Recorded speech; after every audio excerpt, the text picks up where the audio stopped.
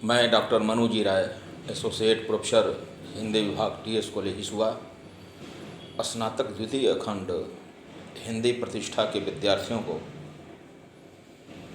भक्ति काल की प्रमुख प्रवृत्तियों के बारे में बताने जा रहा हूँ।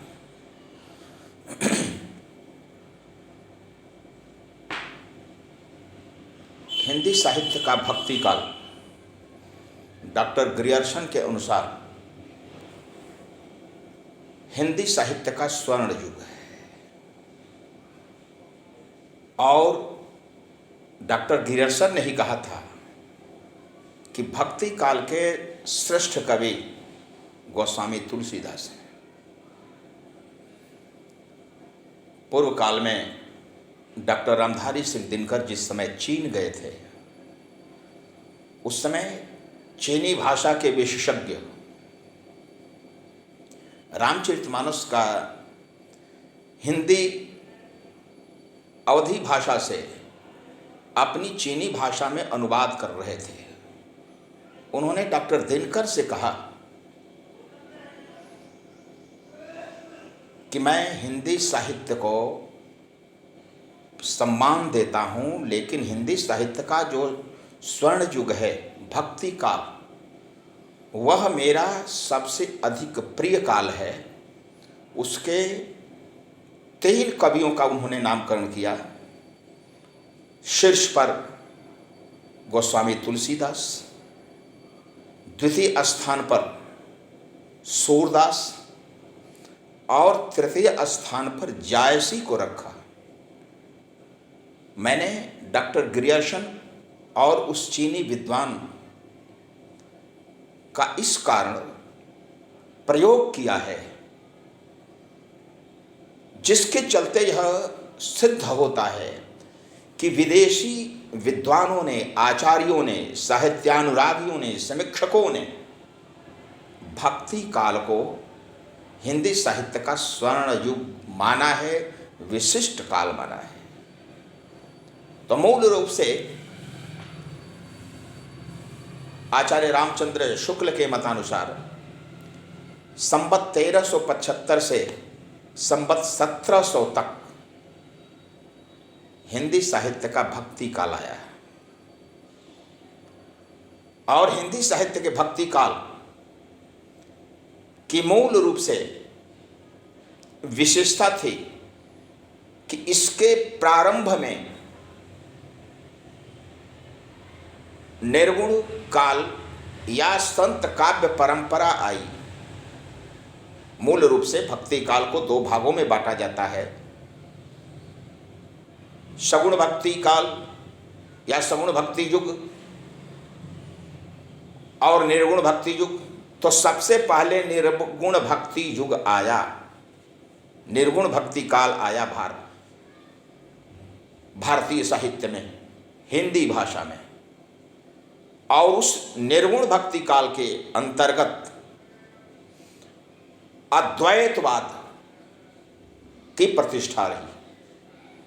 आचार्य शंकर के द्वारा निर्देशित अद्वैतवाद यानी ब्रह्म सत्यम जगन मिथ्या, अहम ब्रह्मास्मि, तत्त्वमसि और सर्वविदम खलविदम ब्रह्म, सर्वम खलविदम ब्रह्म, यानी मैं ब्रह्म हूँ।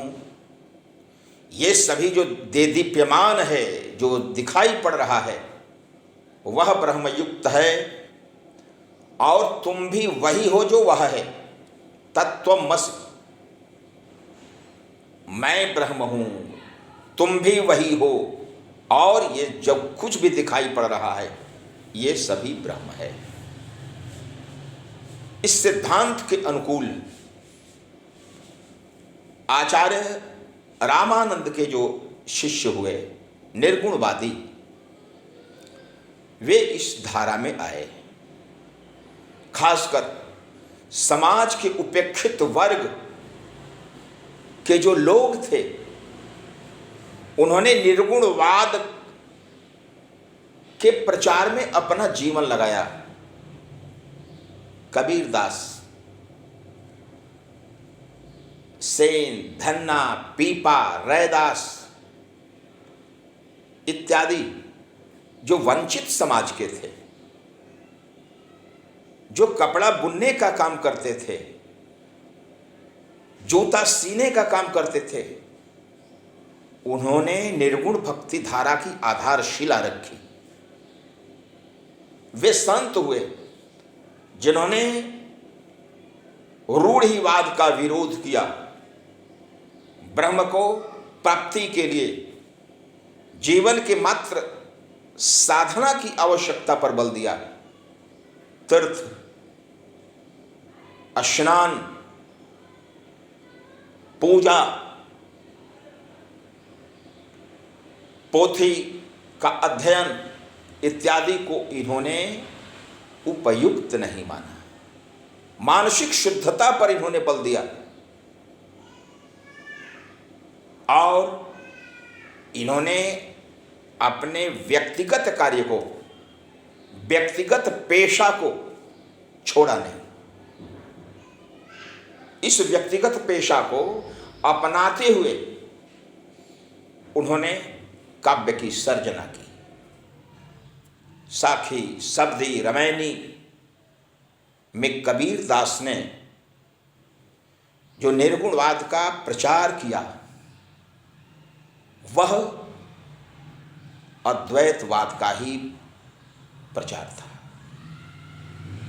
उनकी घोषणा, हरि मरि हैं तो हम हूं मरि हैं, हरि न मरे हम काहू के मरि हों। यानी हरि मरेंगे तो मैं भी मरूंगा, हरि नहीं मरेंगे तो मैं क्यों मरूंगा। जो उन्होंने राम का स्वरूप बताया, राम नाम के भजन में भूल पड़े सब संत, कबीरा सुमिरे तासु को जाके बुझा अनंत।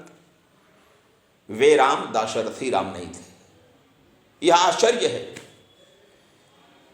कि मुस्लिम धर्मावलंबी होकर के भी उन्होंने अल्लाह के नाम जपने का कहीं प्रयोग नहीं किया है। कबीरा कुतिया राम का जित खेचे तित जाओ। दशरथ सुत तिहु लोक बखाना, राम नाम को मरम है आना। या दुल्हिन गावहु मंगलचार, मोरे घर आए राजा राम भरतार। ऐसा लगता है कि वे अपने को जीवात्मा सिद्ध कर रहे हैं, राम को परमात्मा सिद्ध कर रहे हैं। और जीवात्मा और परमात्मा के बीच दाम्पत्य अनुराग को बताते हुए निर्गुण भक्त कवियों ने यही बताने का प्रयास किया है कि हमें ब्रह्म के अलावा कुछ और नहीं चाहिए। जिस प्रकार से संत रैदास ने कहा था, मन चंगा तो कठौती में गंगा। यानी मन यदि पवित्र है तो जिस कठौती के जल से चमड़े को भिंगा करके सिलाई की जाती है उसमें भी गंगत्व की प्राप्ति हो सकती है। यह मानसिक शुद्धता का प्रमाण है। और सौभाग्य है कि बनारस में ही कबीरदास भी रहते थे और रैदास भी रहते थे। नानक आदि जो कवि आए, गोरख आए, मत्स्येंद्रनाथ आए, इन लोगों ने भी उसी निर्गुणवाद की ही स्थापना की। अलख निरंजन यानी संपूर्ण विश्व को ब्रह्म से युक्त मानना, जिसको नग्न नृत्यों से नहीं देखा जा सकता है। अलख निरंजन, जो आंखों से दिखाई नहीं पड़ सकता, जो हृदय से दिखाई पड़ता है। इसलिए इन लोगों ने यह सिद्ध किया कि परमात्मा से जीवात्मा का आविर्भाव होता है, जीवात्मा उत्पन्न होती है और पुनः जीवात्मा मरने के बाद, शरीर के त्याग करने के पश्चात परमात्मा में विलीन हो जाती है।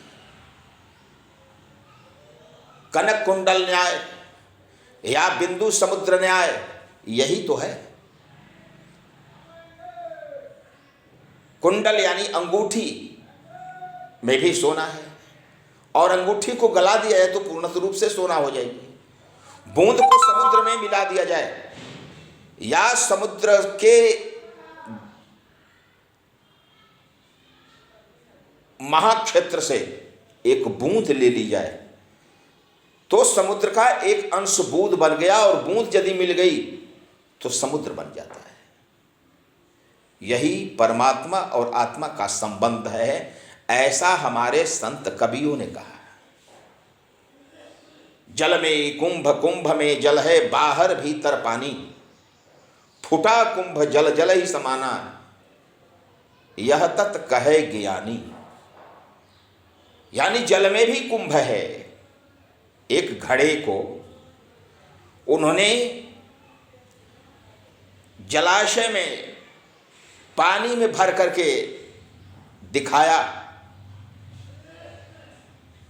पानी से युक्त घड़ा जल में डाला तो कहते हैं कि जल में कुंभ, कुंभ में जल है, जल में घड़ा है और घड़े में भी जल है, लेकिन दोनों में तालमेल नहीं हो रहा है, दोनों में संबंध स्थापित नहीं हो रहा है, इसलिए कि जो कुंभ का आवरण है, कुंभ की जो परिधि है वह समुद्र से मिलने नहीं देती।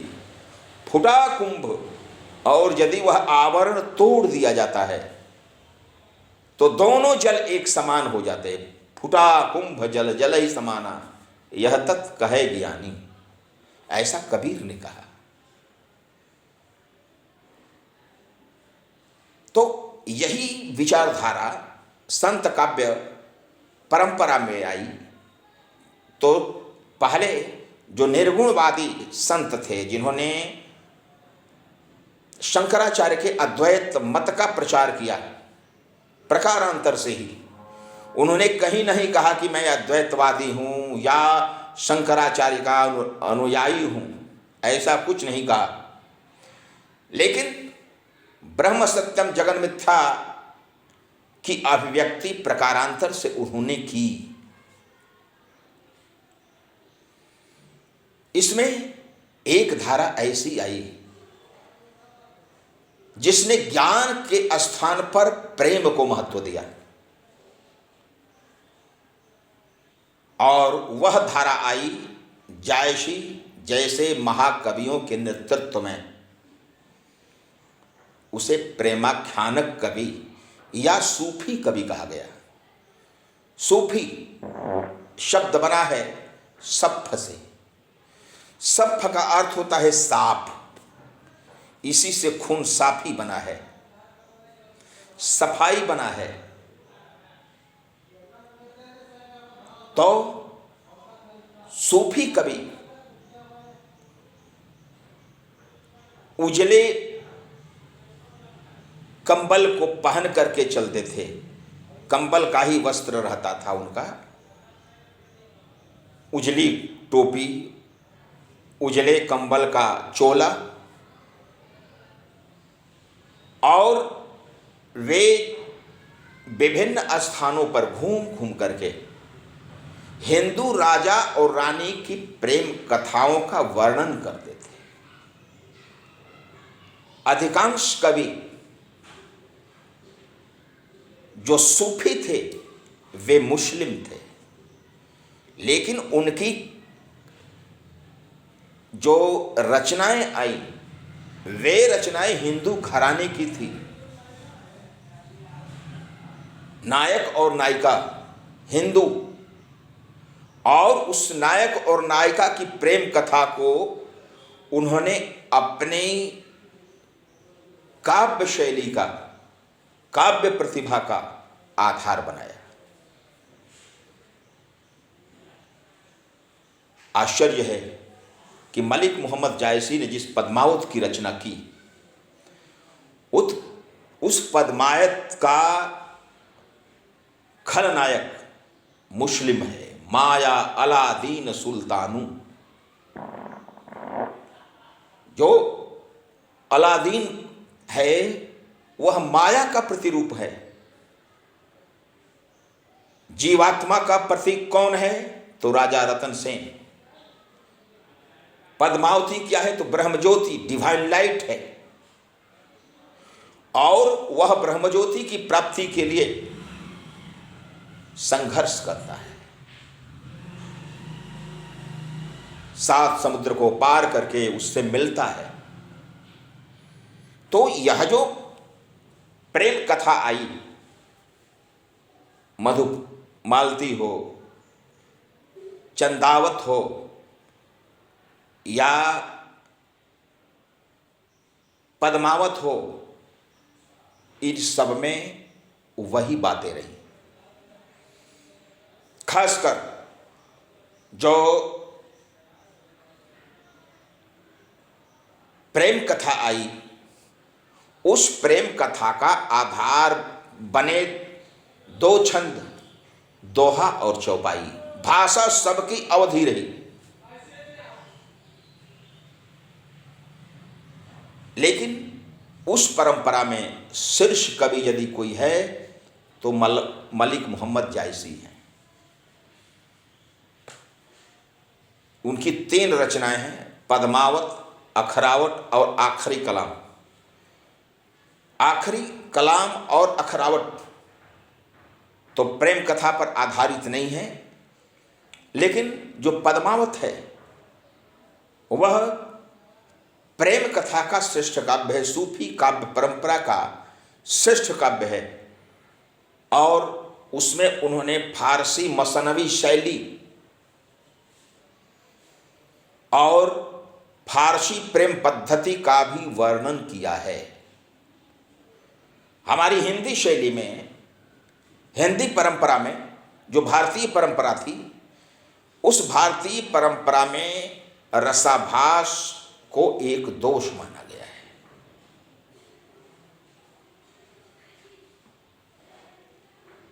श्रृंगार वर्णन के प्रसंग में रक्त, खून, चर्म,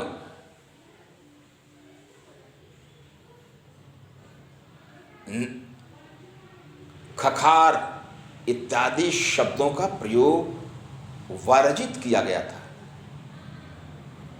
लेकिन फारसी मशनवी शैली में ऐसा वाजिब माना गया है। जैसे कहते हैं, कोई गज्जाल ने लिखा है, अगर आप कह दे तो दिल को जला दूं, किसी चांद से रोशनी कम न होगी। तो दिल जलाने की जो परंपरा आई वह फारसी परंपरा है। भारत में आशावाद की परंपरा थी।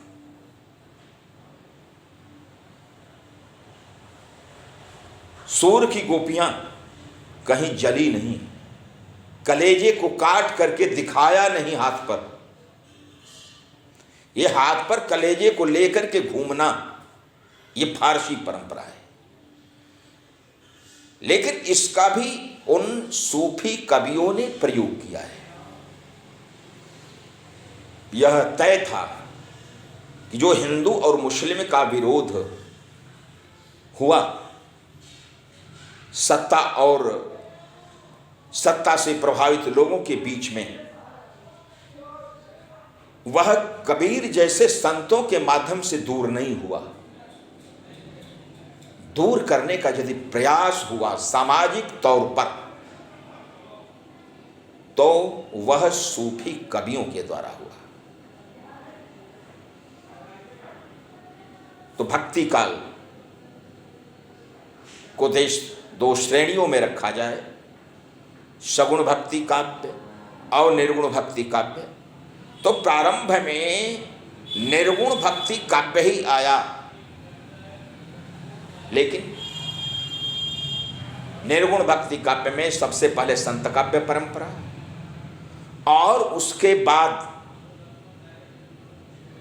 सूफी काव्य परंपरा, तत्पश्चात सगुण भक्ति काव्य आया।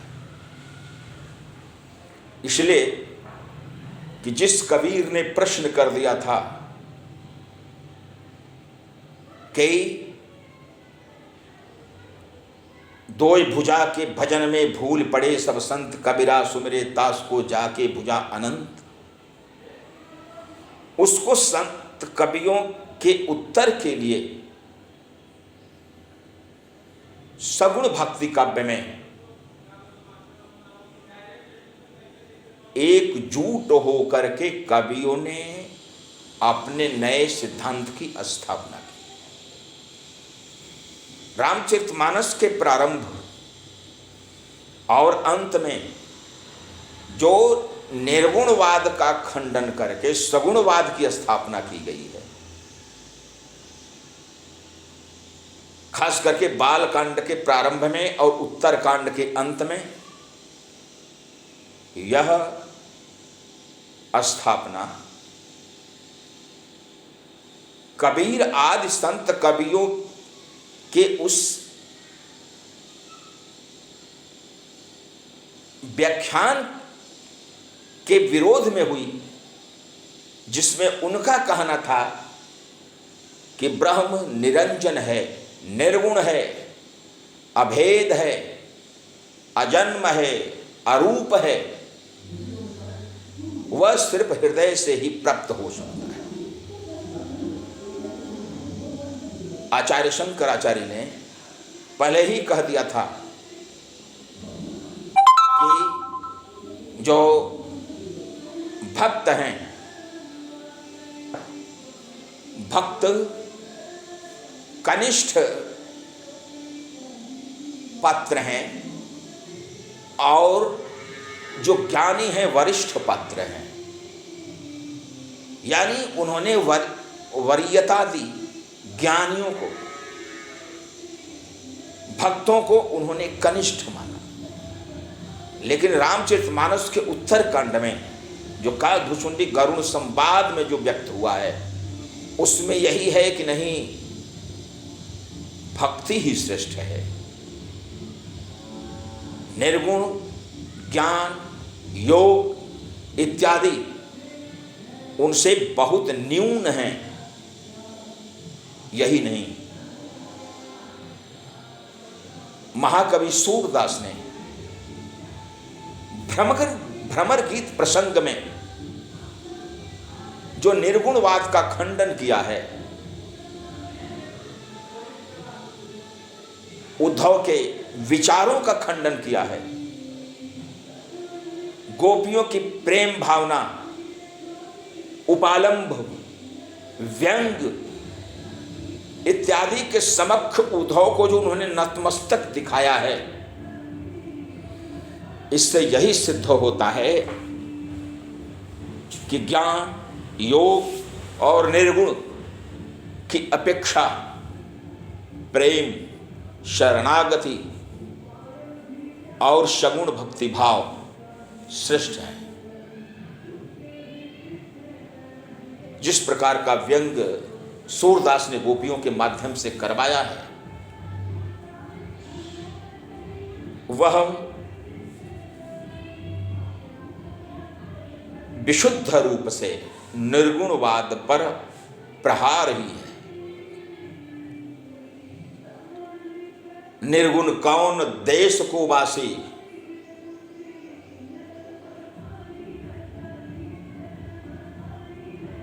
यानी निर्गुण किस देश का वासी है।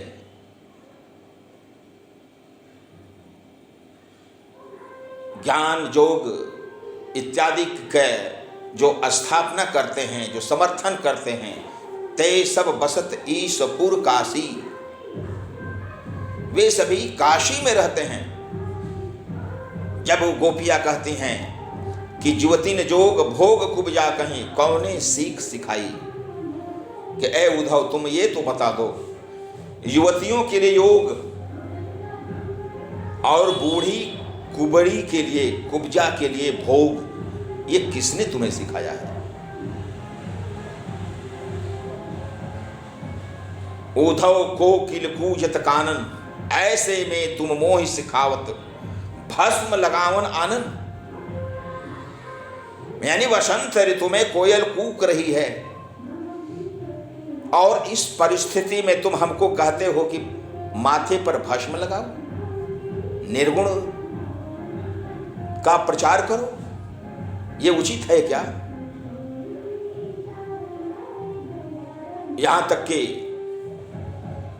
गोस्वामी तुलसीदास ने अलख निरंजन शब्द का प्रयोग जो उस समय चल रहा था गोरखपंथियों के द्वारा, उस शब्द का प्रयोग करके खंडन किया है। हम लखी लखही हमार, लखी हम हमार के बीच, तुलसी अलखही का जपै, राम नाम जप नीच।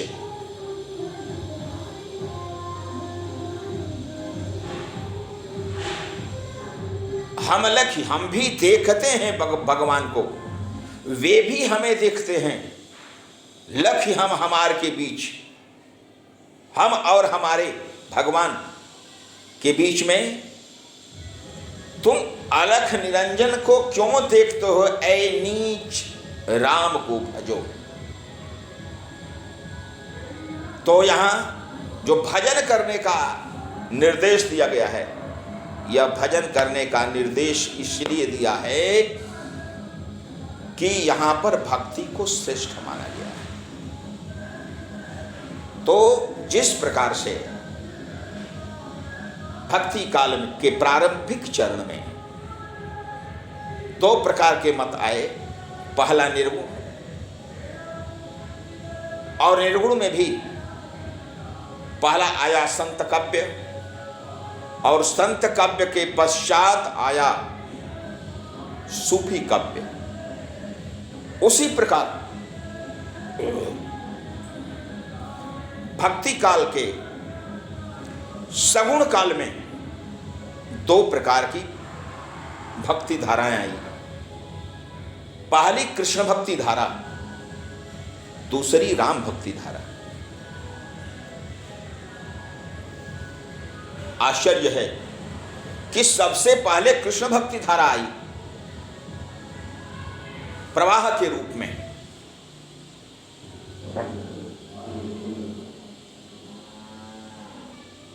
जिस प्रकार आपको सूरदास, कुंभन दास, परमानंद दास, छेद स्वामी, गोविंद स्वामी, चतुर्भुज दास, नंद दास, परमानंद दास, ये अष्टछाप के कवि आए। तो अष्टछाप के कवियों की स्थापना में सबसे बड़ा यदि योगदान किसी का है तो आचार्य वल्लभाचार्य का है। आचार्य वल्लभ ने सगुणवाद की स्थापना के लिए भगवान कृष्ण के दो ही तत्वों को प्रमुखता दी, वो है सगुण लीला, ये बाल लीला और श्रृंगार लीला। वे पूरे भारत में भ्रमण करके श्रीमद् भागवत की कथा कहते थे और उस कथा के अनुकूल लोक भाषा में, खास करके ब्रज भाषा में, श्री कृष्ण की भक्ति के संबद्ध पदों की रचना करने के लिए अपने भक्तों को प्रेरित करते थे। श्री वल्लभ प्रभु तत्व बतायो, लीला भेद सिखायो। उन्होंने भक्त प्रवर सूरदास से कहा कि सूरदास कुछ लीला के पदों को सुनाओ। इन्होंने कहा कि मैं तो लीला के पद को नहीं जानता हूं।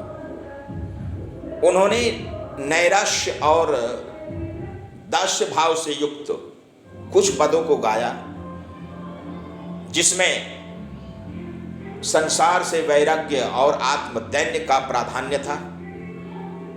तब उन्होंने कहा, सूरदास ऐसे काहे को घिघियात हो, कछु भगवत लीला वर्णन करी। ऐ सूरदास ऐसे क्यों घिघियाते हो, कुछ भगवान की लीला का वर्णन करो। और तब इन्होंने कहा कि भगवान की लीला तो हमने देखी ही नहीं, हमने इन आंखों से कुछ देखा नहीं है। तब वल्लभाचार्य प्रभु ने इन्हें श्रीमद् भागवत की कथा का श्रवण कराया और बाल लीला और श्रृंगार लीला में कृष्ण कथा को व्यक्त करने के लिए प्रेरित किया। उनके 4 कवि थे जो उनके शिष्य थे, सूरदास, कृष्णदास, परमानंद दास और कुंभन दास।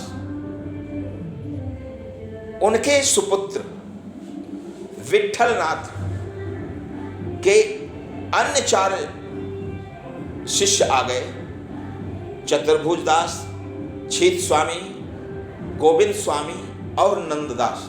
तो अपने पिताश्री के 4 शिष्यों और अपने 4 शिष्यों को मिला करके उन्होंने सगुण भक्ति की धारा को अष्टछाप में आबद्ध किया। ये 8 कवि गोवर्धन पर्वत पर स्थित श्रीनाथ के मंदिर के पुजारी नियुक्त हुए। अष्टयाम की जो सेवा होती थी, भगवान के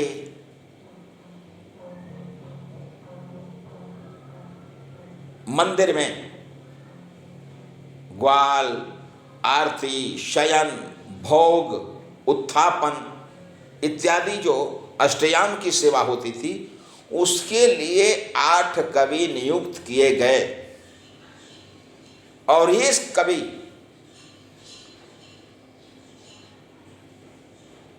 उस श्रीनाथ मंदिर के पुजारी भी थे, गायक भी थे, और इस माध्यम से उन्होंने अष्टछाप की स्थापना करके कृष्ण भक्ति धारा को प्रवाहित कर दिया। अपने पिताश्री की विचारधारा को सबसे अधिक मूर्त देने का यदि किसी सुपुत्र ने काम किया है तो वह विठलनाथ थे। और विठलनाथ के नेतृत्व में ये अष्टयाम के कवि, अष्टछाप के कवि कृष्ण भक्ति धारा को बाल लीला और श्रृंगार लीला के रूप में वर्णित करने लगे। लेकिन भाषा टेक युक्त गेय पद शैली ही रही। ये सभी किसी ने प्रबंध काव्य की रचना नहीं की। प्रबंध काव्य की यदि रचना हुई है तो सूफी काव्य में हुई है। संत काव्य में भी प्रबंध काव्य की रचना नहीं हुई।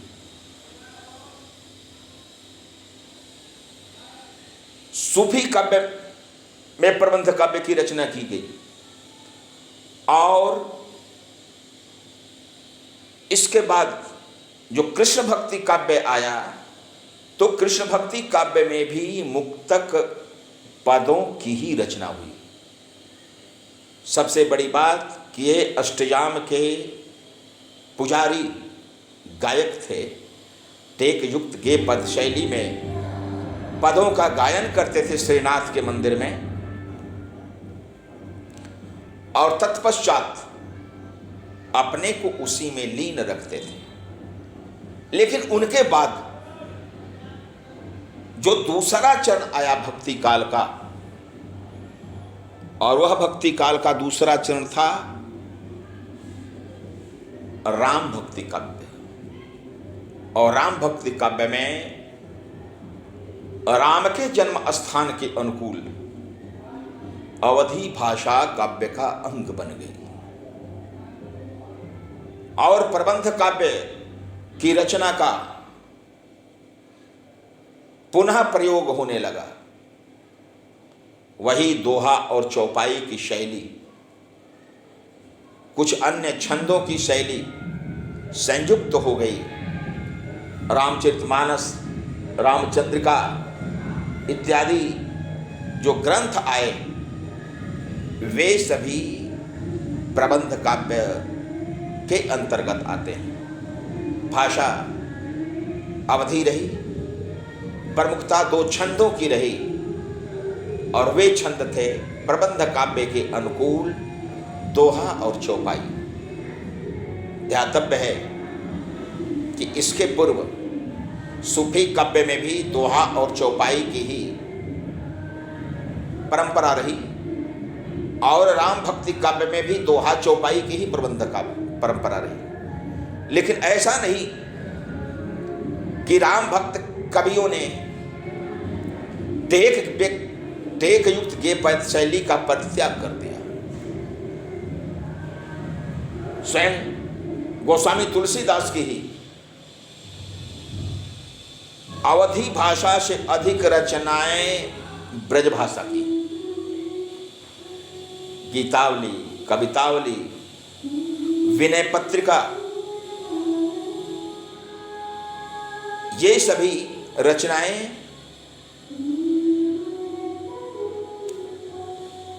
ब्रजभाषा की हैं। इसलिए गायन की परंपरा,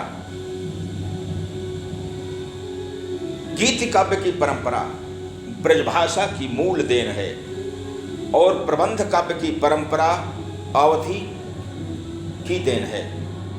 इस पर हमारे विद्यार्थी जरूर ध्यान देंगे। इस भक्ति काल को मूल रूप से श्रेष्ठ बनाने का जो दायित्व मिला, सभी ने निष्काम भाव से साहित्य की सर्जना की। ऐसा कोई कभी नहीं मिलता जो राज दरबारी हो, राजा को खुश करने के लिए कोई काव्य की रचना कर रहा हो। जिस प्रकार से सूफी कवि मलिक मोहम्मद जायसी बाबर के काल के, हुमायूं के काल के थे, लेकिन उन्होंने किसी प्रकार की याचना नहीं की। न सूरदास ने याचना की, न गोस्वामी तुलसीदास के समय में अकबर राजा था, लेकिन अकबर से उन्होंने किसी प्रकार की याचना नहीं की। यहां तक कि जो मुस्लिम कवि आए वे भी भक्ति से प्रभावित हो गए। अब्दुल रहीम खान खाना बैरम खां के बेटे थे। जिस बैरम खां के संरक्षण में जलालुद्दीन अकबर गद्दी पर 13 वर्ष की अवस्था में गद्दी पर बैठा, उस बैरम खां के बेटे अब्दुल रहीम खान खाना गोस्वामी तुलसीदास के मित्र बने। तात्कालीन समय में उन्होंने आग्रहवश काशी और जौनपुर में अपने को सूबेदार के रूप में प्रतिष्ठित किया। वे दिल्ली नहीं रहना चाहते थे, वे गोस्वामी तुलसीदास के निकट रहना चाहते थे।